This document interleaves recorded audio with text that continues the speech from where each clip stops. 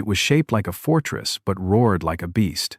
Known as the Batterie Todt, this monstrous concrete gun emplacement in northern France housed a 380mm naval cannon capable of hurling a shell the size of a small car across the English Channel. Allied spies referred to it as Hitler's Atlantic Wall Jewel, a terrifying expression of German engineering that threatened to obliterate any invasion fleet before it reached shore. Yet, in the climactic hours of D-Day, as thousands of Allied soldiers stormed Normandy's beaches, the Batterie Todt barely fired a shot. How could such a colossal weapon, built with brutal ambition and immense resources, fail so completely?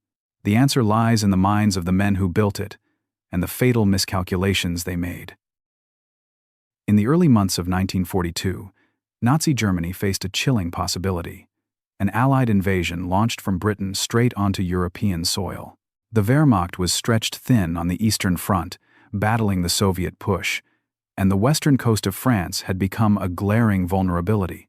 Hitler, obsessed with fortifying his fortress Europe, ordered the construction of a massive coastal defense network, known as the Atlantic Wall, stretching from Norway down past the Bay of Biscay. This line of bunkers, minefields, and artillery was meant to deter or destroy any seaborne attack. But no stretch of coast was seen as more critical than the Pas de Calais, the narrowest point between Britain and France. There, near the small town of Ottingen, German engineers were tasked with erecting a superstructure that would not just defend, but terrorize. Leading the design was a cadre of engineers from Organisation Todt, a paramilitary construction group founded by Fritz Todt and later overseen by Albert Speer. These were not armchair theorists, but battle-hardened builders who had already proven their mettle constructing the Siegfried Line and extensive infrastructure across occupied Europe. Their challenge at Ottingen was unlike anything they had faced. They needed to build a fortress that could withstand direct naval bombardment and air raids while housing the monstrous Krupp K5 railway cannon. The immense gun, adapted from a battleship turret, required a concrete dome 5 meters thick just to contain the recoil. But beyond the physics was a human challenge: pouring tens of thousands of tons of reinforced concrete under constant threat of British reconnaissance flights. Forced laborers from across Europe, pressed into grueling 16-hour shifts, toiled in mud, wind, and fear. The engineers fought not just physics but morale, sabotage, and time itself. For every ton of steel they lowered into the earth, the invasion clock ticked closer to midnight. Despite the adversity, the engineers pushed forward with chilling precision. By early 1943, the construction of the Batterie Todt neared completion. Its pride was the mammoth 380mm gun, a repurposed naval artillery piece originally designed for the Scharnhorst-class battleships. With a range of over 50 kilometers, it could theoretically strike targets across the English Channel. Towering above the French cliffs, the gun was nestled inside a reinforced dome bunker over 30 feet thick, with underground barracks, ammunition elevators, and fire control systems linked by tunnels. On paper, it was the ultimate deterrent, a weaponized mountain with a single steel eye facing Britain. Yet even as the final layers of camouflage netting were draped across its concrete crown, hidden flaws festered beneath. Communication lines were fragile, the firing angle limited. Ammunition delivery was painfully slow. And most fatally, its position believed strategically ideal was based on a deception. The Allies had planted false intelligence suggesting Calais as the invasion point, and the Germans had swallowed it whole. So while the engineers congratulated themselves on building an indomitable fortress, they were reinforcing a garrison hundreds of kilometers from where history would unfold. The test would come on June 6, 1944, D-Day. As Allied ships materialized on the horizon off the beaches of Normandy, the Batterie Todt stood silent.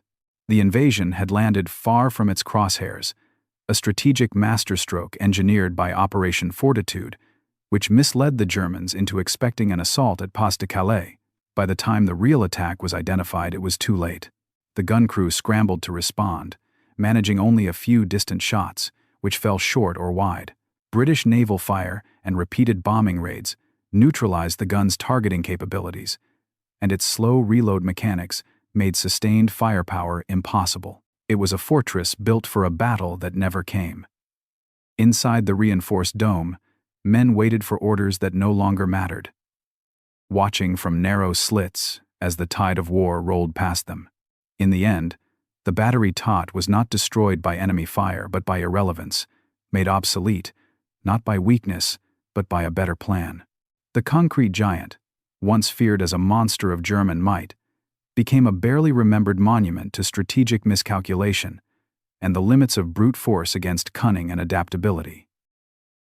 The engineers who had poured their brilliance into the Batterie Todt would later reflect on it as a paradox of their craft, technically magnificent, tactically misused. In internal reports unearthed decades later, some candidly admitted that, despite their best intentions, the weapon had become a monument to Hitler's obsession rather than a rational piece of military planning.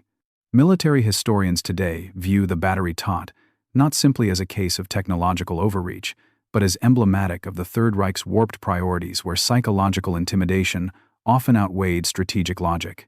In a war where mobility and intelligence came to define modern combat, the massive, immovable concrete monsters of the Atlantic Wall were relics before they were even finished. Nevertheless, the bunker remains, dark and immense, a weathered museum open to tourists and the curious.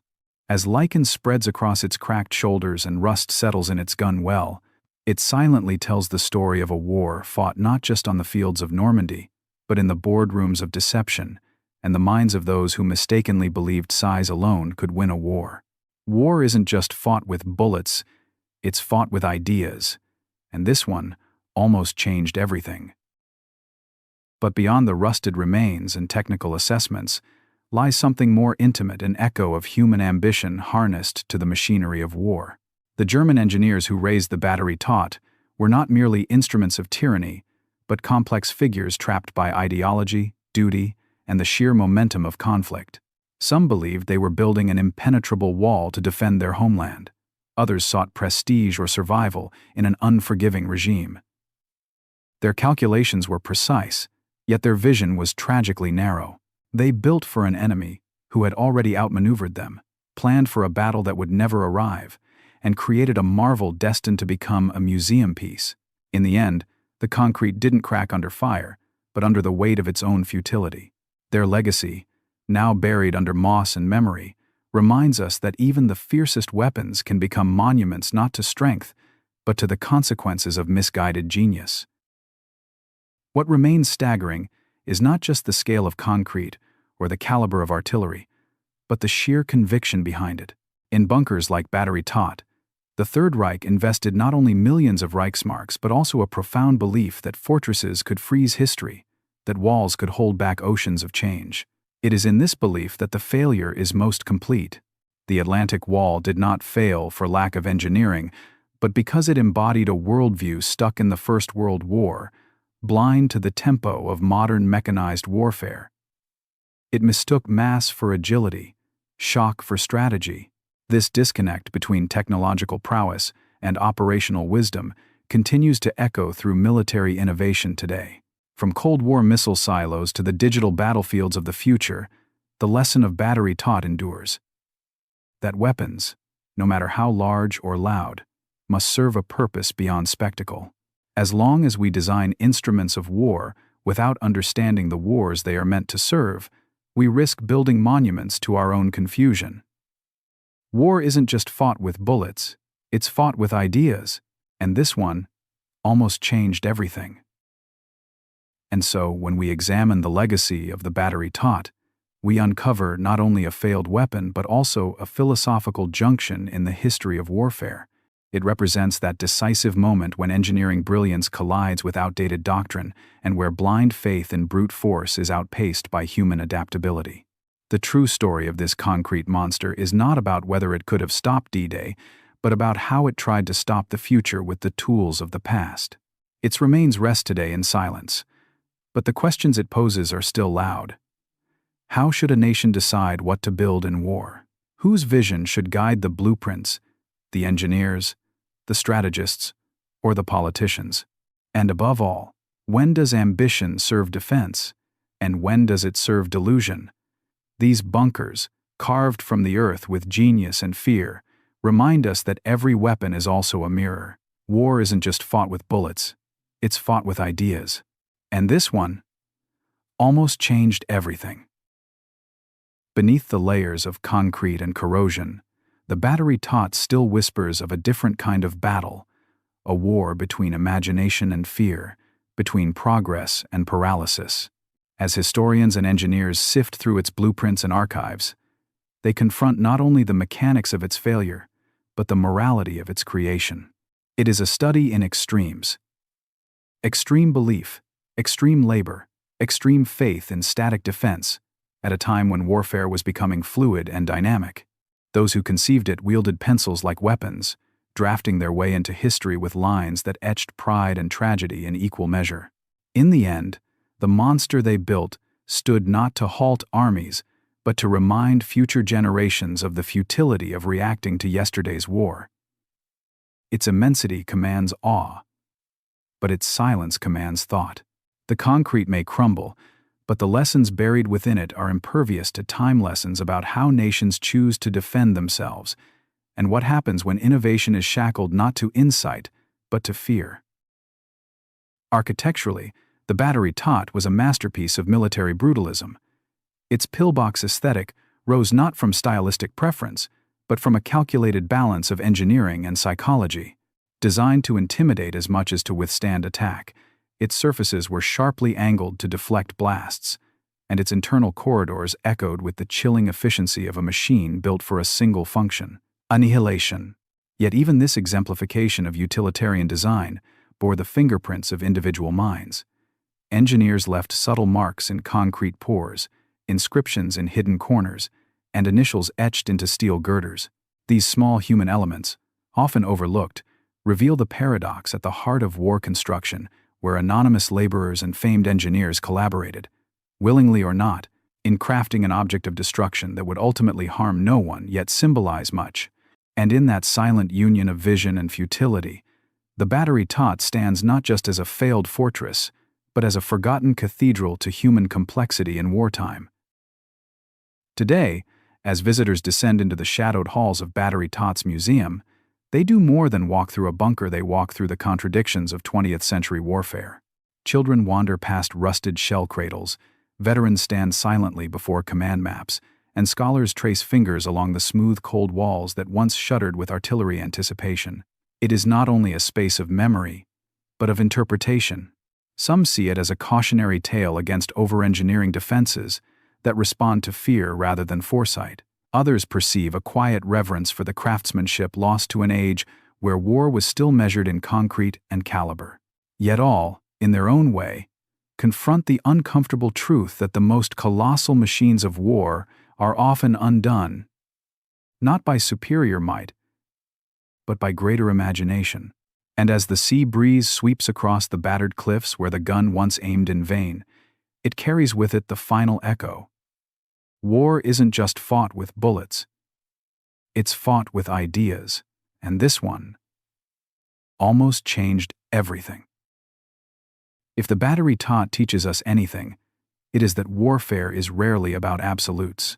It is not a tale of triumph versus failure, strength versus weakness, but of the complex interplay between vision and misjudgment.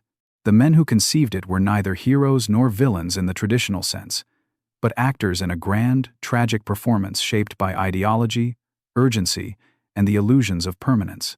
Their creation, this towering relic of misguided, might remind us that even the most formidable defenses can become archaeological curiosities when strategy evolves beyond them.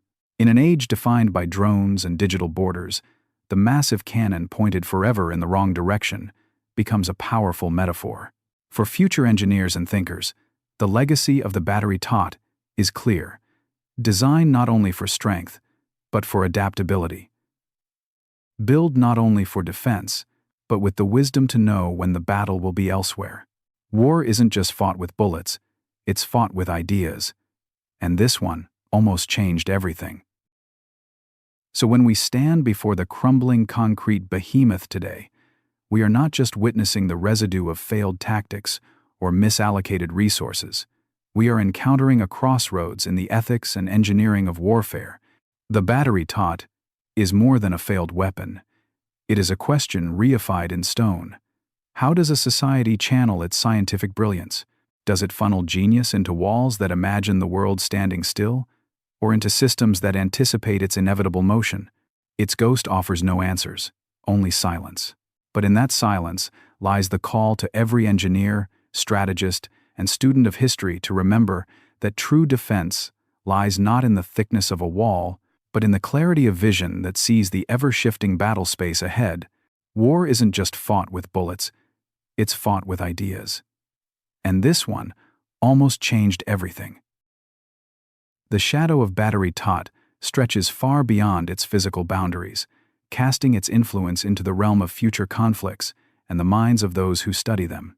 Military academies now explore it as a textbook case of misallocated genius.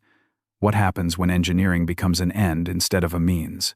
In a world increasingly defined by mobility, stealth, and precision, the lesson resonates louder than ever.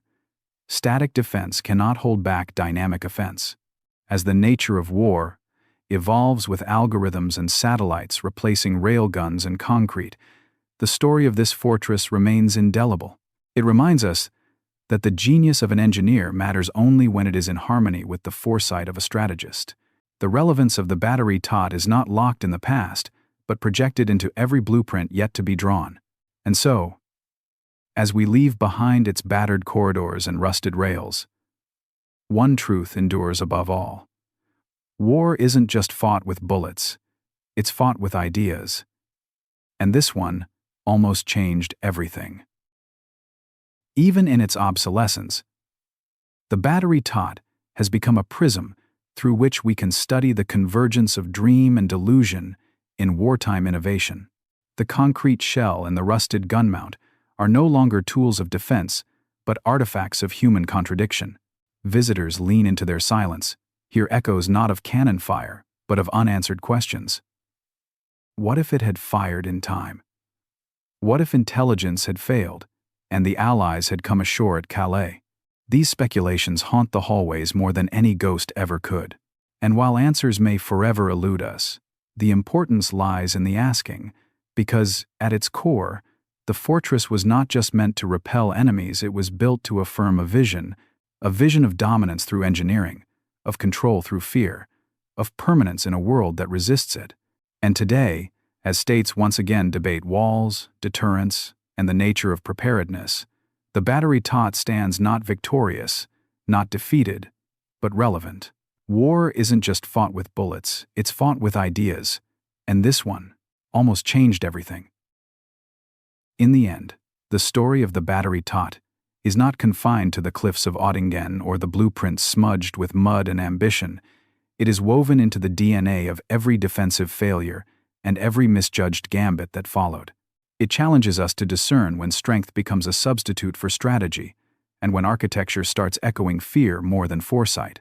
The echoes of its silence reverberate through time, asking each generation of leaders and engineers not simply what they can build, but why they build it. For in every slab of concrete and twist of rebar, there is both a marvel and a warning. The Batterie Todt is not merely a monument to war, but to the misplacement of genius, the rigidity of doctrine, and the importance of imagination in the pursuit of peace. War isn't just fought with bullets, it's fought with ideas.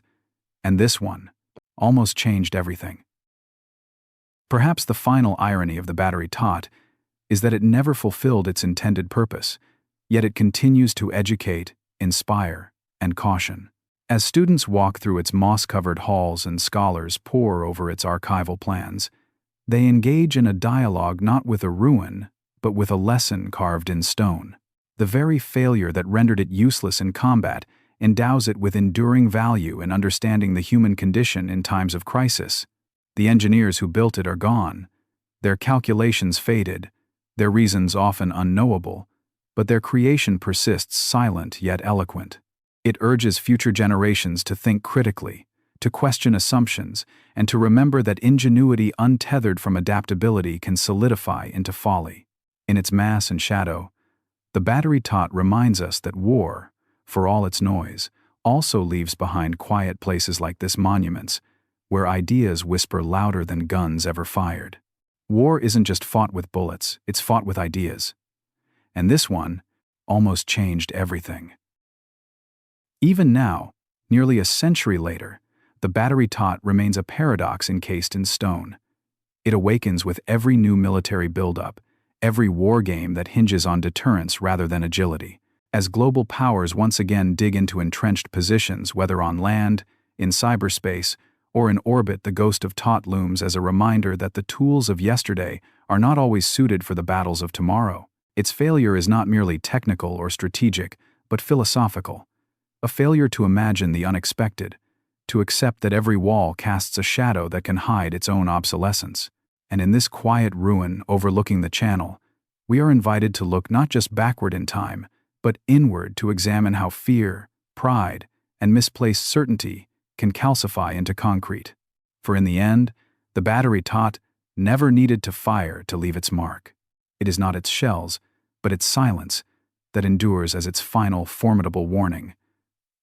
War isn't just fought with bullets, it's fought with ideas. And this one almost changed everything. So let the Batterie Todt stand. Then, not as a relic buried in Europe's past, but as a sentinel of foresight, a cautionary monument that forces us to confront the twin specters of brilliance and blindness. Its concrete hulks may erode, its corridors may echo only with the footsteps of the curious, but its message endures. That without imagination, strength becomes stagnation. Without adaptation, even the mightiest design becomes an empty shell. It is a lesson written not in victory or defeat, but in the haunting stillness that followed its final shot. In every age where leaders yield to the illusion that monumental force can replace nuanced strategy, the Batterie Todt wakes once more to whisper its warning. War isn't just fought with bullets, it's fought with ideas. And this one almost changed everything. In that whispered warning lies perhaps the most valuable inheritance left by the Batterie Todt. Not the preserved mechanisms or exhibition displays, but the questions it leaves etched in the minds of those who encounter it. What future weapons are being built today with the same blindness to their obsolescence?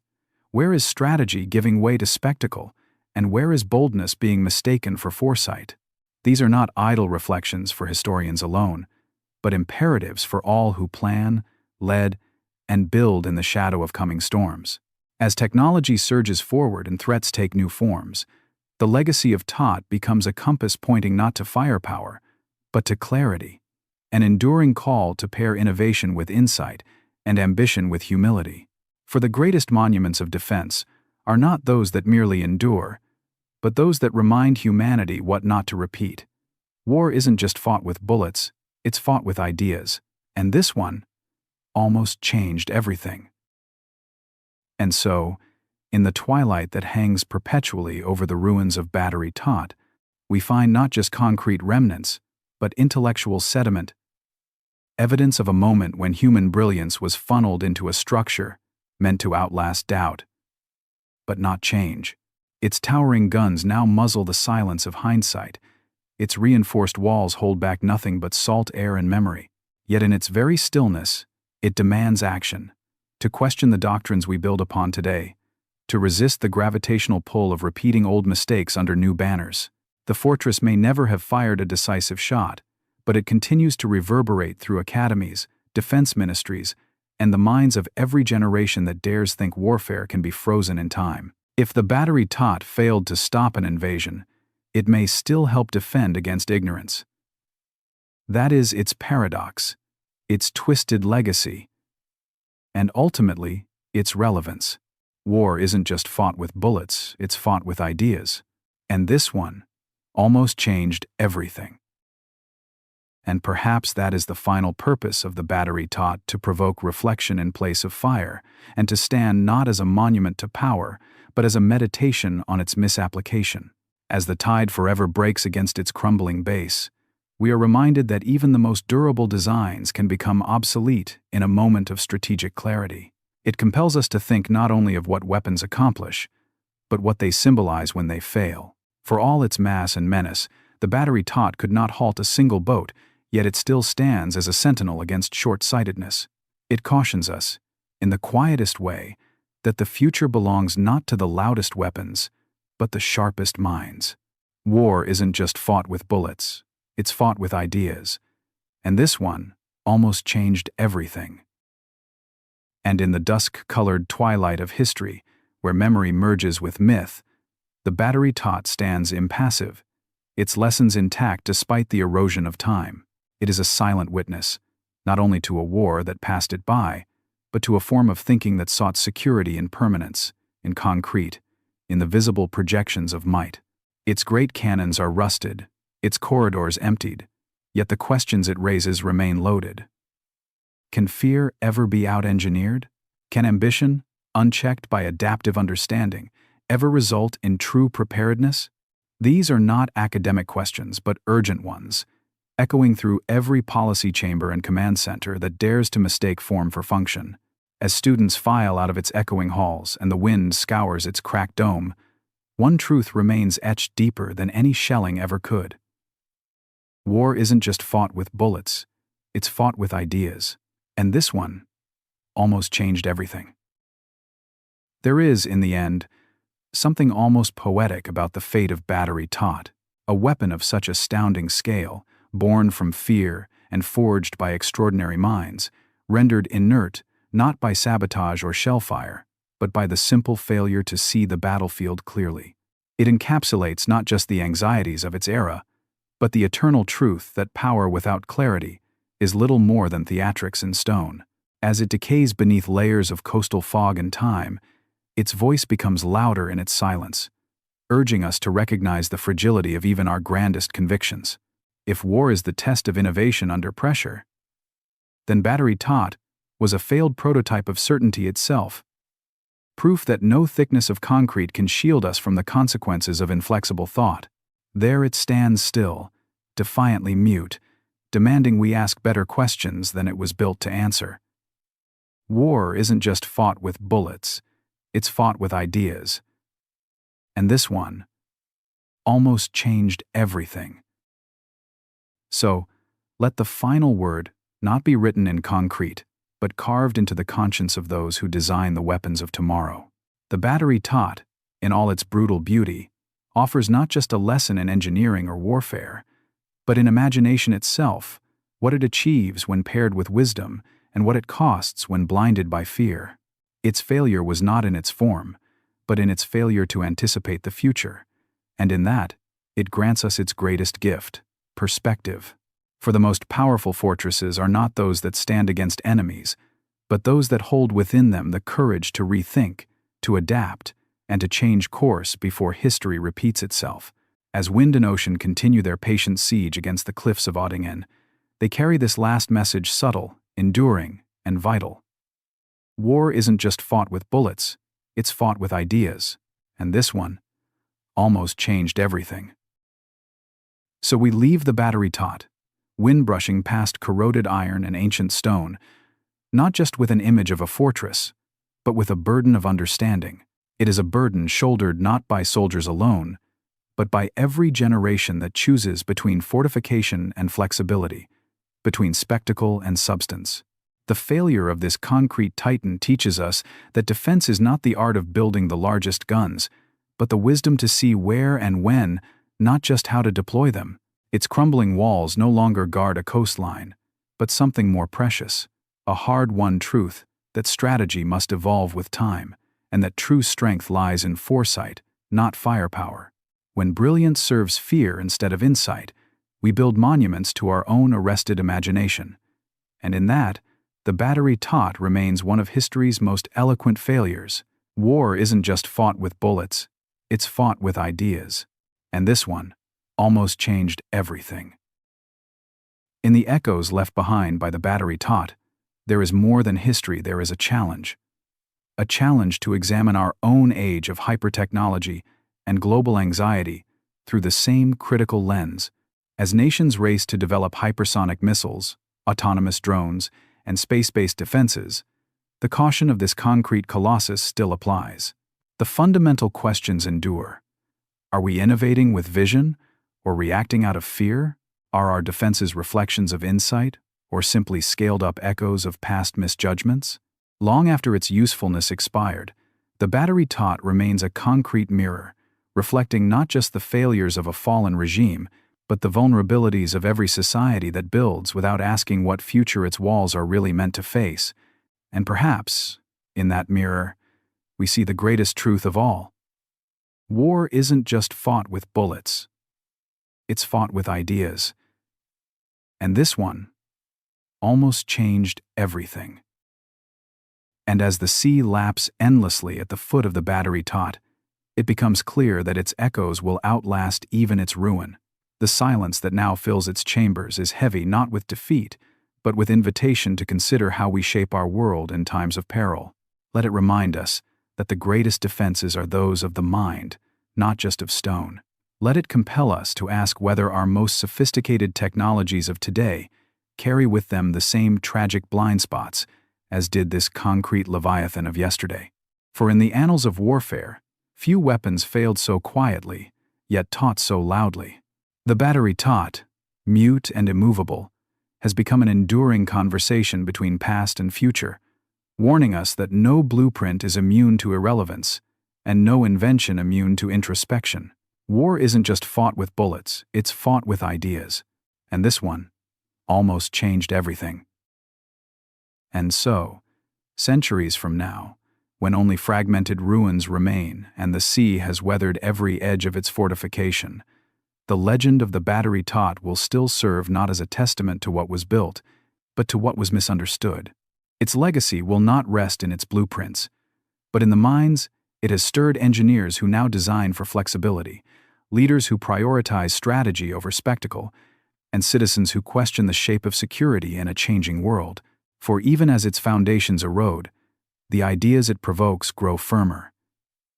In its quiet collapse lies an enduring framework of caution, reflection, and possibility. War isn't just fought with bullets, it's fought with ideas. And this one almost changed everything. Perhaps that is the true immortality of the Batterie Todt, not the concrete bastion itself, but the enduring dialogue it provokes with each new era. For while stone decays and steel corrodes, questions remain intact. Should defense ever be static in a world defined by motion? Can any weapon ever be future-proof when the battlefield itself reshapes with every generation? These are the soul-searching inquiries born in the shadow of Otting, where a fortress that never turned the tide still ripples through the conscience of modern warfare. If we choose to listen, not merely to its history but to its silence, then the Batterie Todt becomes more than a relic. It becomes a lighthouse warning, enduring, illuminating the cost of building brilliance without vision.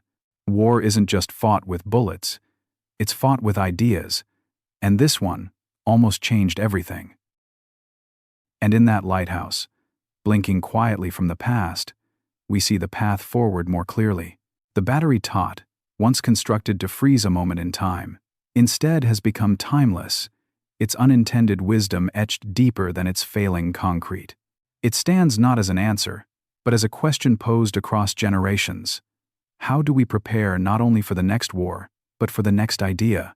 Long after its builders vanished into history, their creation endures as a paradox in steel and stone, proof that even the most immovable object cannot stand against the force of ideas that evolve. From Normandy's cliffs to the lecture halls and planning rooms of tomorrow, its silent testimony guides us still. War isn't just fought with bullets, it's fought with ideas. And this one almost changed everything. So let the Batterie Todt endure, not because it succeeded, but because it reminds us where success truly lies, not in thickness of walls or scale of ambition, but in the ability to foresee, to adapt, and to question. In a world racing once again toward new perils with dazzling technologies and revived fears, its hulking silhouette casts a sobering shadow. It speaks across generations, reminding planners, builders, and leaders that the true power of a weapon is found not in what it can destroy, but in what it reveals about those who create it. As the sea continues its patient siege and weeds creep across its contours, the Batterie Todt remains a concrete echo, an unfinished sentence in the language of war and invention, and its final word still resounds.